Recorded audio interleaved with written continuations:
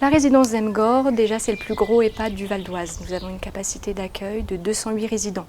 Nous avons la particularité aussi d'avoir un pôle domicile et donc un pôle d'hébergement.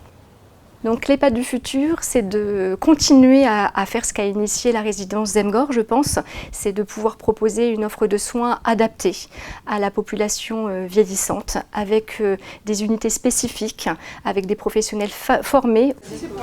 Je pense qu'en adaptant la prise en soins, ça répondra totalement aux besoins de la population en général.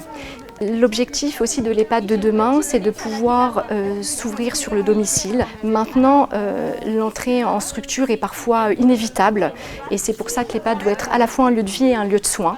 Donc il y a une volonté d'ouvrir en effet les portes de l'EHPAD sur l'extérieur, que nos résidents puissent sortir et participer à un maximum d'activités proposées sur le territoire, mais également que le public puisse entrer dans nos murs pour pouvoir faire vivre aux résidents une vie qui se rapproche du quotidien, la plus normale possible, et de pouvoir bien évidemment donner une image beaucoup plus positive des structures comme les nôtres. La résidence Zemgor souhaite s'inscrire dans les appels à projets qui sont initiés actuellement pour être un centre de ressources territoriales.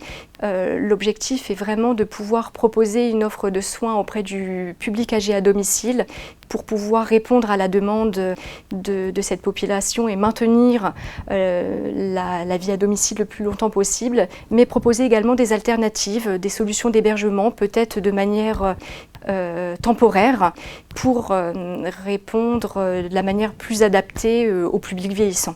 L'EHPAD a un vrai rôle à jouer pour prévenir la perte d'autonomie.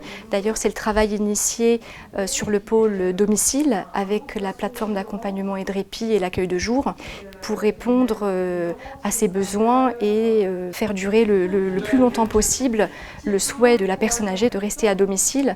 Et donc, avec un centre de ressources territoriales, on pourrait mettre aussi à disposition les prestations qui sont déjà proposées au sein de la résidence, avec par exemple nos éducateurs en activité physique adaptée qui pourrait proposer un ensemble d'accompagnements, un ensemble de prestations qui pourraient contribuer justement au maintien de la personne âgée à domicile.